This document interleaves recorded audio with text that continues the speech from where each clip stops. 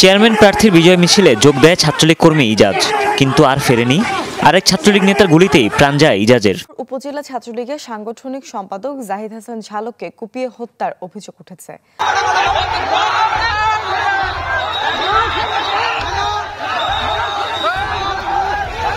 যারা দেয় দায়িত্ব হে ভক্ত আগে নিজের ছাত্ররা দেহে পরে কামানোর চেষ্টা করতেছে।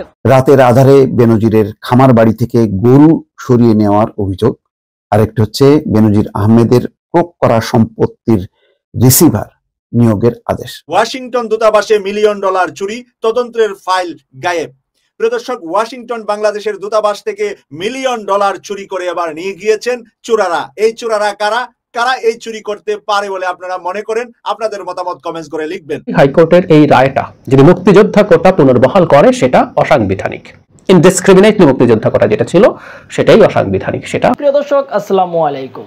ছাত্রলীগের হাতে ছাত্রলীগের নেতা আহত। আজকের এই ভিডিওতে আপনারা দেখতে পারবেন আহত হয়েছে এবং নিহত হয়েছে ছাত্রলীগের হাতেই ছাত্রলীগের নেতাগুলো। কেন হঠাৎ এরকম করছে ছাত্রলীগের নেতারা? অপরদিকে কিন্তু বাইক বেচাকিনাকে কেন্দ্র করে এক বন্ধু আরেক বন্ধুকে পুরোপুরি কুপিয়ে হত্যা করেছে। আজকের এই ভিডিওটি অনেক ইন্টারেস্টিং এবং মূল্যবান বলে আমি মনে করছি। সম্পূর্ণ ভিডিওটি দেখবেন, তাহলে সব কিছু বুঝতে পারবেন। সেই সাথে সাথে কিন্তু শেখ হাসিনা চরমভাবে ফেঁসে গেছে এবং চরমভাবে লাঞ্ছিত হয়েছে। যুক্তরাষ্ট্র থেকে শেষ নিষেধাজ্ঞা দিয়েছে শেখ হাসিনাকে। শেখ হাসিনার এখন কোনো পথ নেই, দেওয়ালে পুরোপুরিভাবে শেখ হাসিনার পিঠ ঠেকে গিয়েছে। আজকের এই ভিডিওটি সম্পূর্ণ দেখলে আপনারা বিস্তারিতের মাধ্যমে সব কিছু বুঝতে পারবেন।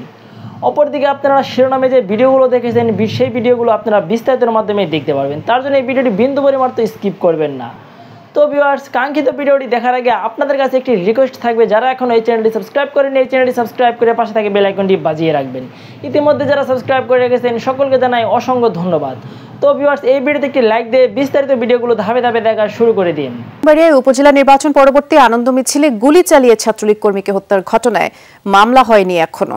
ঘটনার পর থেকেই পলাতক অভিযুক্ত ছাত্রলীগ নেতা হাসান আল ফারাবি। অভিযুক্তকে ধরতে অভিযান চালাচ্ছে পুলিশ। চেয়ারম্যান প্রার্থীর বিজয় মিছিলে যোগ দেয় ছাত্রলীগ কর্মী ইজাজ, কিন্তু আর ফেরেনি। আরেক ছাত্রলীগ নেতার গুলিতেই প্রাণ যায় ইজাজের। শোকাহত বাবা ভাবতেও পারেননি এভাবে হারাবেন সন্তানকে। আমার বুক খালি হয়েছে। আমি চাই না আর কারো কোনো পিতা তার পুত্র হারা হোক, কোনো পিতার কাঁধে তার ছেলের বড় দেহ উঠুক, এটা আমি কামনা করি না। ব্রাহ্মণবাড়িয়ায় উপজেলা নির্বাচন পরবর্তী আনন্দ মিছিলে গুলি চালিয়ে হত্যা করা হয় ছাত্রলীগ কর্মী আয়াস রহমান ইজাজকে। পিস্তল হাতে গুলি ছুটতে দেখা যায় কমিটির সহসভাপতি হাসান ফারাবি জয়কে। স্থানীয়রা জানায় ইজাজ ও ফারাবির মধ্যে আগে থেকেই বিরোধ ছিল। ওর মনে করেন হাতিয়ার হচ্ছে কিশোর গ্যাং, যারা মনে করেন পড়াশোনা করে না, যারা মাদকে আসক্ত, টোকাই শ্রেণীর যারা আছে, ওদের নিয়ে ও রাজনীতি করে। মারামারি করাকে কেন্দ্র করে সে মুমূর্ষুভাবে আহত হয়েছে বোমার আঘাতে। তো সে এর আগে কাজীপাড়াতে ছিল, তো কাজীপাড়াতে ওই ঘটনার কেন্দ্র করে তাকে কাজীপাড়াতে বিতাড়িত করা হয়েছে। আমি ব্যক্তিগতভাবে এবং উপজেলা চেয়ারম্যান হিসাবে এই ঘটনার সাথে যারা জড়িত, এই ঘটনার নৈপথ্যে যারা জড়িত, তাদেরকে অচিরেই বিচারের আওতায় আনার আহ্বান জানাচ্ছি। ঘটনার পর থেকেই পলাতক অভিযুক্ত ফারাবি। তার খোঁজে সড়ক মহাসড়কে অভিযান চালাচ্ছে পুলিশ। পুরো শহরটা একটা অনেকগুলো চেকপোস্ট বসিয়ে একটা ব্লক রেডের মতো করে সম্ভাব্য সকল স্থানে তল্লাশি অভিযান অব্যাহত আছে। এছাড়াও আমরা বিভিন্ন তথ্য প্রযুক্তির সহায়তায় আসামিদের অবস্থান চিহ্নিতকরণ এবং গ্রেফতারের জন্য সর্বোচ্চ চেষ্টা চালিয়ে যাচ্ছি। এদিকে হাসান আল ফারাবিকে স্থায়ীভাবে সংগঠন থেকে বহিষ্কার করেছে কেন্দ্রীয় ছাত্রলীগ। সংগঠন পরিপন্থী কাজে লিপ্ত থাকার দায়ে তাকে সংগঠন থেকে চিরস্থায়ী বহিষ্কার করেছে। স্থানীয়রা জানায় ফারাবি এর আগেও দণ্ডপ্রাপ্ত আসামি ছিলেন। তাকে দ্রুত আইনের আওতায় আনার দাবি এলাকাবাসীর।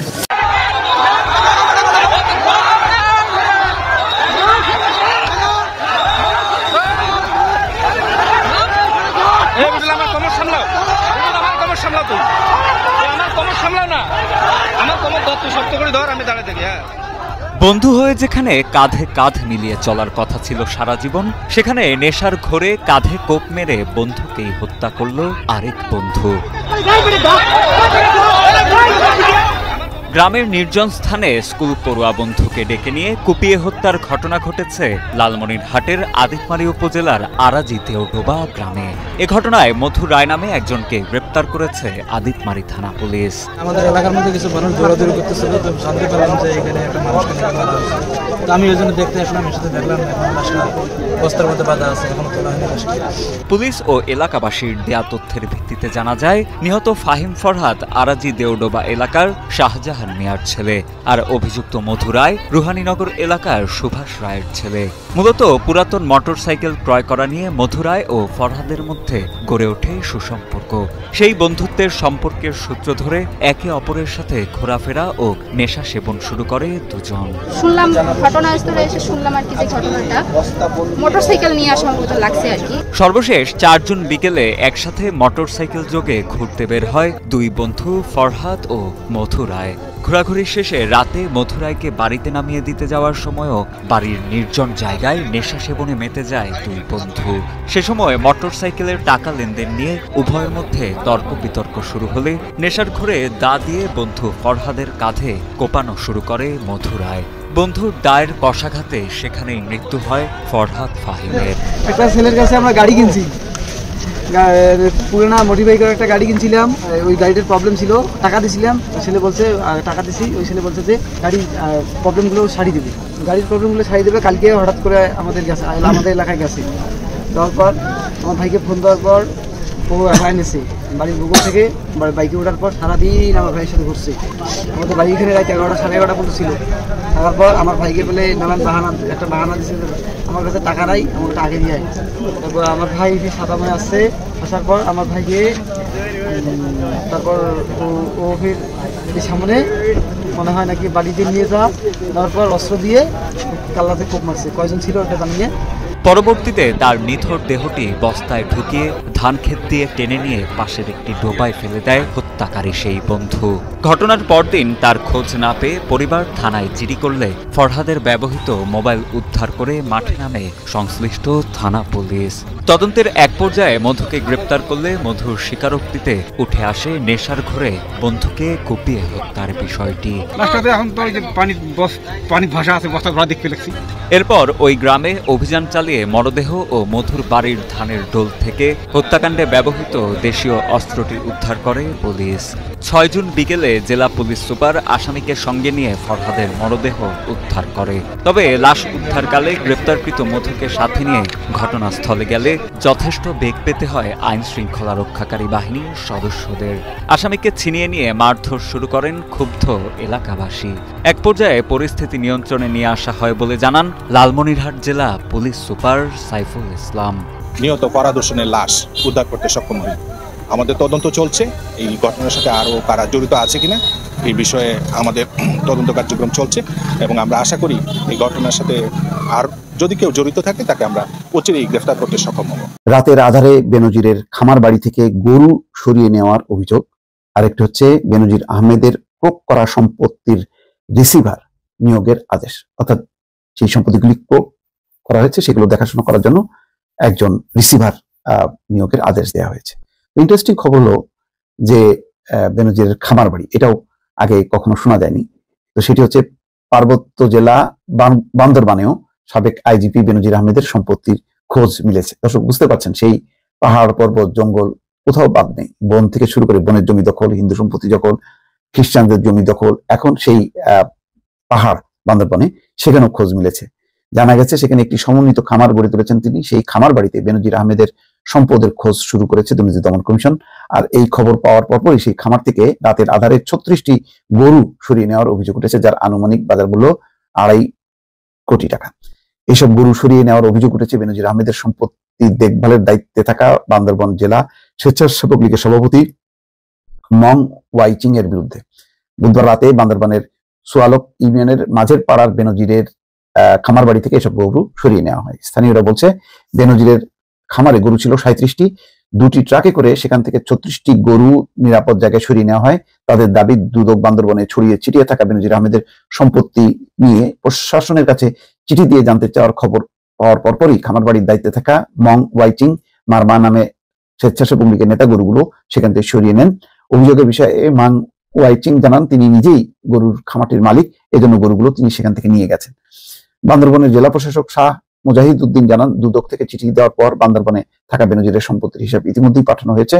পরবর্তী সময় সম্পত্তির আরো খোঁজ পাওয়া গেলে সেটিও জানানো হবে।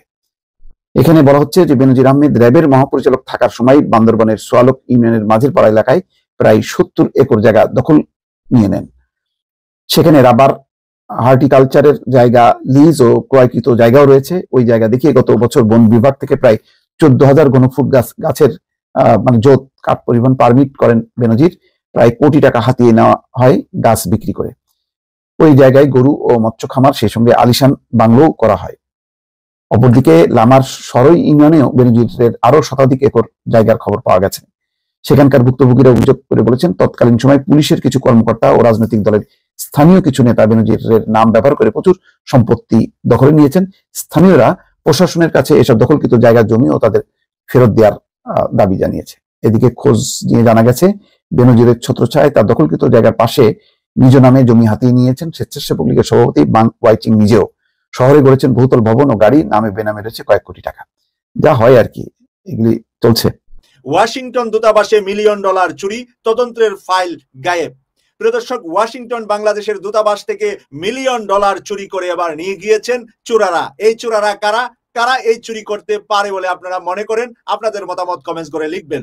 আমি মানব জমিন পত্রিকা থেকে আপনাদেরকে নিউজটা এখন তুলে ধরছি। ওয়াশিংটন বাংলাদেশের দূতাবাস থেকে কয়েক মিলিয়ন ডলার হাতিয়ে নিয়েছে একটি প্রভাবশালী চক্র। প্রভাবশালী চক্রটি কারা? বাংলাদেশ ব্যাংক থেকে কারা টাকা চুরি করেছে, আর Washington Bangladesh high commission embassy থেকে আবার কারা টাকা চুরি করলো? আত্মসাৎ করেছে দূতাবাসের $1,76,000 ইমার্জেন্সি ফান্ড। তাছাড়া দূতাবাসের অ্যাকাউন্ট থেকে কৌশলে সরানো হয়েছে আরো প্রায় $3.25 লাখ। প্রিয় দর্শক, $3.25 লাখ দূতাবাসের অ্যাকাউন্ট থেকে কৌশলে আরো সরানো হয়েছে। সেই চুরির প্রাথমিক তথ্য প্রমাণ পেয়েছে পররাষ্ট্র মন্ত্রণালয়। বাংলাদেশের পররাষ্ট্র মন্ত্রণালয় প্রাথমিক সন্ধান পেয়েছে। দায়িত্বশীলরা জানিয়েছে, শুধু সিডর ইমার্জেন্সি ফান্ড বা দূতাবাসের অ্যাকাউন্ট থেকে অর্থ লোপাট নয়, রাষ্ট্রদূতের বাসভবন, বাংলাদেশ হাউস মেরামতের ব্যাপক দুর্নীতির মাধ্যমে বড় অঙ্কের অর্থ হাতিয়ে নিয়েছে চক্রটি। রাষ্ট্রদূতের বাড়ি মেরামত, বাংলাদেশ হাউসকে ঠিকঠাক করতে গিয়ে বড় মাপের টাকা সেখানেও আত্মসাৎ করেছে। রাষ্ট্রদূতের রিপোর্ট, পররাষ্ট্র দপ্তরে জমা পড়া অভিযোগ, মানব জমিন প্রতিবেদনকে সরজমিনে ওয়াশিংটনে অনুসন্ধান, হাতে আসা নথি এবং সরকারের দায়িত্বশীল ব্যক্তিদের সঙ্গে আলাপে অভিযোগগুলোর সততা মিলেছে। সরকারের দায়িত্বশীল ব্যক্তিরা সেই বিষয়টাকে স্বীকার করেছে। সংশ্লিষ্ট সূত্রগুলো বলছে, ঘটনা সংঘটিত হওয়ার সময়ে দূতাবাসের দায়িত্বপ্রাপ্তরা এই ঘটনায় দায় এড়াতে পারে না। আপনি যেই মানুষকে রাখলেন আপনার বাড়ি পাহারা দিতে, সেই মানুষ আপনার বেড়া চুরি করছে, বাড়ি চুরি করছে। এম্বাসিতে চাকরিতে গিয়েছে সম্মানিত ব্যক্তিরা, বাংলাদেশের পররাষ্ট্র মন্ত্রণালয় থেকে এম্বাসিতে চাকরিতে পাঠানো হয়। আর ব্যাংক অ্যাকাউন্ট চুরি করবে, এটা কোনো পিয়ন দারোয়ানের পক্ষে সম্ভব না। এটা চুরি করবে, ড্রাইভার চুরি করতে পারবে না। এটা একেবারে বড় মাপের, উচ্চ মাপের কোনো কর্মকর্তা ছাড়া এটা করতে পারবে না। প্রিয় দর্শক, শুধু বাংলাদেশ থেকে তারা লুট করছে না, বাংলাদেশ হাই কমিশন, বাংলাদেশের এম্বাসি যেখানে ওয়াশিংটনে আছে, সেখানেও তারা এভাবে ডলারগুলা দেখছেন আপনারা, যে সব জায়গায় থেকে আবার নথিপত্রগুলাও চুরি করে নিয়ে গিয়েছে, যাতে করে এটির কোনো হদিস আপনি মিলাতে না পারেন। আমি খুব স্পষ্টভাবে শুরুতে বলে রাখতে চাই, হাইকোর্টের এই রায়টা যদি মুক্তিযোদ্ধা কোটা পুনর্বহাল করে সেটা অসাংবিধানিক। মুক্তিযোদ্ধা কোটা ইটসেলফ অসাংবিধানিক ছিল। আমরা যখন 2018 সালের শুরু থেকে এই মুভমেন্টটা শুরু হয়, তখন টিভিতে টকশো করি, তখন আমার ইউটিউব ছিল না, থাকলে সেখানেও বলতাম, টকশোতে বলেছি এবং আমি লিখেছি, বিডি নিউজের এই লেখাটাও দেখবেন, অসাংবিধানিক মুক্তিযোদ্ধা কোটা, এটা বলার চেষ্টা করেছি। কোটা কি অসাংবিধানিক? না, সেটাকে ওভাবে বলা যাবে না। আমরা সংবিধানটা ধরে ধরেই বুঝতে চাই, কিন্তু মানে মুক্তিযোদ্ধা কোটাকে এতদিন ধরে ছিল এবং এটাকে পুনর্বহাল করা হয়েছে, থাকাটাও অসাংবিধানিক, পুনর্বহাল করাটাও অসাংবিধানিক হবে অ্যাট এনি কস্ট। তাহলে প্রশ্ন হচ্ছে, এই ঘটনাটা কেন ঘটলো এখন? যদিও এই হাইকোর্টের পর এটার আপিল বিভাগ আছে, আপিল বিভাগে কি হয় আমরা জানি না, কিন্তু এই যে রায়টা হলো, এবং আমরা এতটা নিশ্চয়ই ধারণা করি না যে বাংলাদেশের একটা আদালত, মানে উচ্চ আদালতও খুব ফ্রিলি কাজ করে। আমরা যেখানে এই সিদ্ধান্ত আসে, at least this is the perception যে সরকারের কোনো না কোনো ক্ষেত্রে এরকম একটা চাওয়া ছিল। তাহলে সরকার এরকম কিছু চাইছে কেন, সেই প্রশ্নও এসে হাজির হবে। কোটা সংস্কারের বেসিক কয়েকটা ইনফরমেশন হিসেবে আমাদের জানা আছে। 2018 সালের শুরুর দিকে মুভমেন্টটা শুরু হয়, সেটা নিয়ে প্রচণ্ড মারমুখী ছিল সরকার। সরকার শুধু না, সরকারের পান্ডা ছাত্রলীগ, তারাও যেখানে এরা আন্দোলন করেছে সেখানেই পিটিয়েছে। আমাদের মনে আছে প্রচুর মার খেয়েছে তারা। মার খেতে খেতে রীতিমতো তারা জাতির সামনে বেশ লড়াকু, তাদের যে লড়াকু অ্যাটিটিউড, সেটার জন্য তারা খুবই পরিচিত হয়ে ওঠে। কয়েকটা মুখ আমাদের সামনে ক্রমাগত আসে। তারা পরবর্তীতে রাজনৈতিক দল তৈরি করে। নুরুল হক নূরের কথা আমরা জানি, রাশেদের কথা জানি, ফারুকের কথা জানি, এরকম আরও অনেকেই আছে। তাদের রীতিমতো একটা রাজনৈতিক দল তৈরি করে। তাদের পরিচিতি তৈরি হয় এবং এই লড়াইটা তারা খুব চমৎকারভাবে করতে পেরেছিল, ছড়িয়ে দিতে পেরেছিল। প্রথম দিকে মারমুখী থাকলো, বিভৎস কথাবার্তা বলা হলো। আমাদের মনে আছে বেগম মতিয়া চৌধুরী যারা এই মুভমেন্ট করেছে তাদেরকে রাজাকারের বাচ্চাও বলেছিলেন। We can clearly remember that. যাই হোক, শেষ পর্যন্ত অক্টোবর মাসে এসে, এর আগে প্রধানমন্ত্রী ঘোষণা দেন এবং অক্টোবর মাসে এসে প্রজ্ঞাপন জারি হয় যে সব ধরনের কোটা বাতিল করা হচ্ছে। যদিও যারা মুভমেন্টের মধ্যে ছিলেন তারা কখনো কোটা সম্পূর্ণ বাতিলের কথা বলেননি, তারা কোটা সংস্কার চেয়েছিলেন। মুভমেন্টের নামই ছিল কোটা সংস্কার আন্দোলন, ওটার নামই ছিল কোটা সংস্কার আন্দোলন। তারা সংস্কার চেয়েছেন, তারা মুক্তিযোদ্ধা কোটা নিয়ে প্রশ্ন তুলেছেন, রাইটলি প্রশ্ন তুলেছেন। আমরা জানি ওই সময় বিসিএস এর ক্ষেত্রে 30% মুক্তিযোদ্ধা কোটা, আমি যদি ভুল না করি স্মৃতি থেকে বলছি, 10% জেলা কোটা, নারী কোটা 10%, 50 হলো, 5% ক্ষুদ্র নৃগোষ্ঠী এবং 1% প্রতিবন্ধী মিলে 56% মতো ছিল কোটার মধ্যেই। তার মানে 44%-এর জন্য এই সারা দেশের বাকি সব মানুষজনকে ফাইট করতে হতো।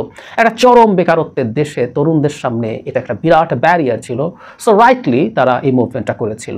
আবারও বলছি, অন্তত মুক্তিযোদ্ধা কোটাটা অসাংবিধানিক ছিল। এখন এটাকে সরিয়ে ফেলা বা পুনর্বহাল করা অসাংবিধানিক। অনেকগুলো প্রশ্ন আছে, তাহলে কি কোটা থাকতেই হবে? কোনো কোটা যদি না রাখে, এই যে সরকার বলেছিল কোনো কোটা থাকবে না, এটা কি অসাংবিধানিক হয়েছিল? এই প্রশ্নগুলোর একটু জবাব আমরা দিতে চাই। আর একটা কথা একটু বলে রাখা ভালো, বহুবার বলেছি, বলতে চাই, সংবিধানটা মন দিয়ে আমরা যেন পড়ি। যখনই প্রসঙ্গ এসছে সংবিধানে বলার চেষ্টা করেছি, এটা যাতে কিছু লয়ার এবং তথাকথিত সংবিধান বিশেষজ্ঞের হাতে না থাকে। আমাকে পড়ে বুঝতে হবে সংবিধান। যদি আমি একজন শিক্ষিত মানুষ পড়ে সংবিধান না বুঝি, তাহলে বুঝতে হবে সংবিধানের সমস্যা আছে, ঠিক করেন। কথা সোজা সাপটা। আপনি কি ল পড়েছেন নাকি আপনি সংবিধান বুঝবেন নাকি, এই আলাপে আমরা যেতে চাই না। যাই হোক, পড়ে দেখেছি সংবিধান বোঝা যায়। আপনাদের সামনে একদম ধরে ধরে আমি পড়বো আর্টিকেল 29। এটা আমাদের সংবিধানের 29 মানে হচ্ছে আমাদের একেবারে মৌলিক অধিকারের জায়গা। এগুলো সংবিধানের বেসিক স্ট্রাকচার। কি বলছে? 29-1 বলছে, খুব মন দিয়ে শুনি। প্রজাতন্ত্রের কর্মে নিয়োগ বা পদলাভের ক্ষেত্রে সকল নাগরিকের জন্য সুযোগের সমতা থাকিবে। সবাই সমান সুযোগ পাবে। ইয়াস, একটা স্টেট তার সব নাগরিককে সমানভাবে সুযোগ দিতে হবে, দেখতে হবে। 2, কেবল ধর্ম, গোষ্ঠী, বর্ণ, নারী পুরুষ ভেদ বা জন্মস্থানের কারণে কোনো নাগরিক প্রজাতন্ত্রের কর্মে নিয়োগ বা পদলাভের অযোগ্য হইবেন না, কিংবা সেই ক্ষেত্রে তাহার প্রতি বৈষম্য প্রদর্শন করা যাইবে না। তার মানে আমরা খেয়াল করছি কি, ধর্ম, গোষ্ঠী, বর্ণ, নারী পুরুষ ভেদ বা জন্মস্থানের কারণে কোনো নাগরিক প্রজাতন্ত্রের নিয়োগের ক্ষেত্রে অযোগ্য হবে না বা বৈষম্য প্রদর্শন করা যাবে না। তাহলে লিঙ্গ, নারী কোটা রাখলে এটা শুনতে মনে হয় যে আপনি তোকে প্রিভিলেজ দিচ্ছেন, দিয়ে আপনি পুরুষকে বঞ্চিত করছেন। তাহলে মনে হচ্ছে যে এটা আপনার অসাংবিধানিক হচ্ছে। জন্মস্থান, জেলা কোটা যেগুলো মানে জেলা কোটা আছে, এই জেলার জন্য কোটা আছে, ওটার জন্য নয়, তাই মনে হতে পারে যে ওই জেলায় হওয়ার কারণে আপনি বৈষম্যের শিকার হচ্ছেন, তাহলে এটা অসাংবিধানিক। এই পর্যন্ত পড়ার পর তাই মনে হয়। সো কোটা ইটস মানে পুরোপুরি অসাংবিধানিক ব্যাপার, এই পর্যন্ত পড়লে তাই মনে হয়। কিন্তু 2-3 মানে 29-3 বলছে এই অনুচ্ছেদের কোনো কিছুই, এবার কতগুলো এক্সেপশনসের কথা বলছে। এর মধ্যে ক হচ্ছে, নাগরিকদের যে কোনো অনগ্রসর অংশ যাহাতে প্রজাতন্ত্রের কর্মে উপযুক্ত প্রতিনিধিত্ব লাভ করিতে পারেন, সেই উদ্দেশ্যে তাহাদের অনুকূলে বিশেষ বিধান প্রণয়ন করা হইতে। এরপর কি বলছে, কোনো ধর্মীয় বা উপসম্প্রদায়ভুক্ত প্রতিষ্ঠানে উক্ত ধর্মাবলম্বী বা উক্ত সম্প্রদায়ভুক্ত ব্যক্তিদের জন্য নিয়োগ সংরক্ষণের বিধান সম্বলিত যে কোনো আইন কার্যকর করা হইতে, যে কোনো শ্রেণীর কর্মে বিশেষ প্রকৃতির জন্য তাহা নারী বা পুরুষের পক্ষে অনুপযোগী বিবেচিত হয়, সেইরূপ যে কোনো শ্রেণীর নিয়োগ বা পদ যথাক্রমে পুরুষ বা নারীর জন্য সংরক্ষণ করা হইতে রাষ্ট্রকে নিবৃত্ত করিবে না। তাহলে 3-এর কটা মিস করেছি। কটা হলো, নাগরিকদের যে কোনো অনগ্রসর অংশ যাহাতে প্রজাতন্ত্রের কর্মে উপযুক্ত প্রতিনিধিত্ব লাভ করিতে পারেন, সেই উদ্দেশ্যে তাহাদের অনুকূলে বিশেষ বিধান প্রণয়ন করা হইতে, ইত্যাদি ইত্যাদি ইত্যাদি। তাহলে আমি একটু সহজ করে বুঝিয়ে বলি ব্যাপারটা। আপনি এতক্ষণ পর্যন্ত বললেন যে কোনো বৈষম্য করা যাবে না, এটা করা যাবে না, কিন্তু আপনি বলছেন অনগ্রসর অংশ যাতে প্রজাতন্ত্রের উপযুক্ত কর্মে নেই, কোনো একটা অনগ্রসর অংশ যদি পারে বিশেষ বিধান প্রণয়ন করা হইতে রাষ্ট্রকে নিবৃত্ত করবে না। কিরকম? যেমন ধরুন আপনি চাকরির ক্ষেত্রে হতে পারে, তার মানে এখানে দাঁড়িয়েও যে আপনি একটা অনগ্রসর শ্রেণী ধরে নিলেন। আপনি, আমাদের দেশের নারীরা তো আসলে পিছিয়ে আছে, আমাদের নারীরা শিক্ষা এবং কর্মক্ষেত্রে যাওয়ার ক্ষেত্রে যেহেতু দূরে ছিল, আপনি নারীদের জন্য যদি কোটা করেন, এটা অনুযায়ী আপনার সেটা রাখতে পারেন। কোনো জেলাকে যদি পিছিয়ে যাওয়ার কথা বলেন, রাখতে পারেন। আপনি যদি ক্ষুদ্র নৃগোষ্ঠীর কথা বলেন, তারা সত্যিকার অর্থেই পিছিয়ে আছে নানা ক্ষেত্রে। আমি জন্মেছি, বড় হয়েছি, অনেকবার বলেছি, রাঙামাটি জেলায় আমার প্রচুর এরকম ক্ষুদ্র নৃগোষ্ঠীর বন্ধু ছিল, তাদের কথা আমি খুব জানি, কাছ থেকে চিনি তাদেরকে, অনেক রকম পিছিয়ে থাকা আছে। সুতরাং তাদের জন্য কোটাও হতে পারে এবং প্রতিবন্ধীরা তো বটেই। এবং এই জায়গায় খুব আরও দুটো আছে, এগুলো জরুরি না, যেমন ধরুন যে বিশেষ ধর্মের জন্য প্রয়োজন। ধরুন মসজিদের জন্য আপনাকে মুসলিম ইমাম রাখতে হবে। কেউ যদি বলে এখানে তো তুমি মুসলিম কেন বলছো, না, এটা আপনার ধর্মের সাথে রিলেটেড, তাই এটা। এবং কোনো কোনো ক্ষেত্রে কাজের যদি অনুপযোগী এবং উপযোগী নিযুক্ত হয়, সেখানে নারী পুরুষ ভেদ করা যেতে পারে, এরকম কথা বলা আছে। কিন্তু বলা হচ্ছে রাষ্ট্রকে নিবৃত্ত করিবে না, এই জায়গাটা খুব ইম্পর্টেন্ট। তার মানে অনগ্রসর জাতিগোষ্ঠীর জন্য কোটা রাখতে হবে, এটা রাষ্ট্রকে আদেশ দেয় নেই সংবিধান। আই রিপিট, এটা রাষ্ট্রের জন্য ইম্পারেটিভ না, মানে করতেই হবে তা না। তার মানে সংবিধান বলছে আপনি এটা করতে পারেন, করা থেকে আপনাকে নিবৃত্ত করবে না। আপনাকে মোটা দাগে বলা হচ্ছে সমতা রক্ষা করতে হবে, কিন্তু এইরকম কিছু জায়গায় আমরা কোটার সাথে সম্পৃক্ত যে জায়গাটা, সেটা হচ্ছে অনগ্রসর যে শ্রেণী আছে, সেই শ্রেণীর জন্য যদি আপনি আইন করতে চান, কোনো ব্যবস্থা নিতে চান, এই সংবিধান সেটায় বাধা দেবে না, কিন্তু সেটাকে অনগ্রসর শ্রেণী হতে হবে। আচ্ছা, মুক্তিযোদ্ধা কোটা 30%, মুক্তিযোদ্ধা তাদের সন্তান এখন নাতি নাতনিতে গিয়ে ঠেকেছে, সবাই অনগ্রসর শ্রেণীর অন্তর্ভুক্ত? কোনোভাবে এটা বলা যায়? No way. ইভেন আপনি যদি এই কোটাকে এভাবে বলতেন যে দুস্থ মুক্তিযোদ্ধা, কথার কথা, তাদের সন্তান এবং নাতি নাতনি, তাও এটা কনস্টিটিউশনের সাথে ম্যাচ করত, কারণ ওটা অনগ্রসর শ্রেণী। দরিদ্র মুক্তিযোদ্ধা, দারিদ্র সীমার নিচে বাস করা মুক্তিযোদ্ধা, এই ধরনের কিছু কথাও যদি আপনি বলতেন, তাহলেও সেটা এটার সাথে টু সাম এক্সটেন্ট যেতে পারতো, যেটা আপনি অনগ্রসর শ্রেণীর কথা বলছেন। ইনভেরিয়েবলি সব মুক্তিযোদ্ধা কোনোভাবেই অনগ্রসর শ্রেণী নয়। জনাব তৌফিক Elahi Chowdhury, Bir Bikram, if I am not wrong, খেতাবপ্রাপ্ত মুক্তিযোদ্ধা, ধরলাম ওনার এরকম নাতি নাতনি আছে, বিসিএস দেবেন, উনি কোটা কেন পাবেন? সরকারের প্রধানমন্ত্রী, জ্বালানি উপদেষ্টা, বাংলাদেশের 12টা বাজি অনেক কিছু উনি করেছেন, মানে ওই জ্বালানি খাতের সাথে যেহেতু আছেন, এই খাতে বিরাট সব ঘটনা ঘটেছে, হোয়াট এভার, কিন্তু উনি তো দুস্থ নন, ইজন্ট ইট? অনেক আছে এরকম মানুষ, আওয়ামী লীগেই আছে, আমাদের চারপাশে আছে, বিএনপিতে আছে, এরা সব তাহলে কি দুস্থ হয়ে গেলেন? সুতরাং আপনি যখন মুক্তিযোদ্ধাকে কোটা হিসাবে নির্ধারণ করেন, এটা অসাংবিধানিক, কারণ এখানে আপনি বৈষম্য তৈরি করছেন। এখানে যারা পিছিয়ে পড়া জনগোষ্ঠীরা, এমন মানুষকে আপনি এক্সট্রা সুযোগ দিচ্ছেন, যেটা আরেকজনের সমতা নষ্ট করছে। এটা আপনি কনস্টিটিউশন অনুযায়ী করতে। ঐতিহাসিক 6 দফা দিবসে ধানমন্ডি 32 নম্বরে জাতির পিতা বঙ্গবন্ধু শেখ মুজিবুর রহমানের প্রতিকৃতিতে শ্রদ্ধা জানিয়েছেন প্রধানমন্ত্রী শেখ হাসিনা।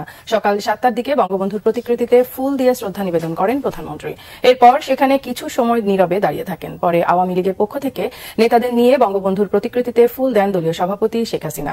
শ্রদ্ধা নিবেদন শেষে আওয়ামী লীগের সাধারণ সম্পাদক এবং সড়ক পরিবহন ও সেতু মন্ত্রী ওবায়দুল কাদের বলেন, 6 দফা স্বাধীনতা সংগ্রামের টার্নিং পয়েন্ট। যারা 6 দফা মানে না, তারা বাংলাদেশের স্বাধীনতায় বিশ্বাস করে না। 6 দফার ভিত্তিতে 11 দফা আন্দোলনের সূত্রপাত। এই 6 দফা ইতিহাসে বাক পরিবর্তন করেছে। 75-এর পর 7ই জুন 7ই মার্চ এই সব দিবস নিষিদ্ধ করে দেয়। তাহলে 69-এ 6 দফা ভিত্তিক 11 দফা গণ বিস্ফোরণ, বাংলাদেশের যে গণ অভ্যুত্থান, এ গণ অভ্যুত্থান হতো কিনা, সেটাই হলো বড় কথা। এবং আজকে আমাদের ইতিহাসে বাঁক পরিবর্তনকারী, it was a turning point in our history. স্বাধিকার সংগ্রামের চূড়ান্ত পর্যায়ে এই দিবসটি 7ই মার্চ, এইসব দিবস 75-এর পর নিষিদ্ধ করে যায়। যারা নিষিদ্ধ করে দেয় তারা খুনের সঙ্গে 75-এর তারা জড়িত। তারা বঙ্গবন্ধুকে হত্যা করেনি, তারা হত্যা করতে চেয়েছিল আমাদের মুক্তিযুদ্ধের মূলমন্ত্রী, আমাদের স্বাধীনতার আদর্শকে। সেই জন্য বঙ্গবন্ধুর সঙ্গে জয় বাংলা নির্বাসনে, 7ই মার্চ নির্বাসনে এবং 7ই জুনও নির্বাসিত হয়ে যায়। প্রিয় দেশবাসী, শুরু থেকে শেষ পর্যন্ত যারা এই ভিডিওটি দেখেছেন, সকলকে জানাই অসংখ্য অসংখ্য ধন্যবাদ। যারা এরকম নিউজ ভিডিও পেতে পছন্দ করেন, তারা অবশ্যই এই চ্যানেলটি সাবস্ক্রাইব করে পাশে থাকা বেল আইকনটি বাজিয়ে দিবেন। যারা এখন এই ভিডিওটি শেয়ার করেননি, এই ভিডিওটি দ্রুত শেয়ার করে সকলকে দেখার সুযোগ করে দিন। আজকের মতন এই পর্যন্ত, দেখা হচ্ছে পরবর্তী কোনো ভিডিও নিয়ে, ইনশাল্লাহ।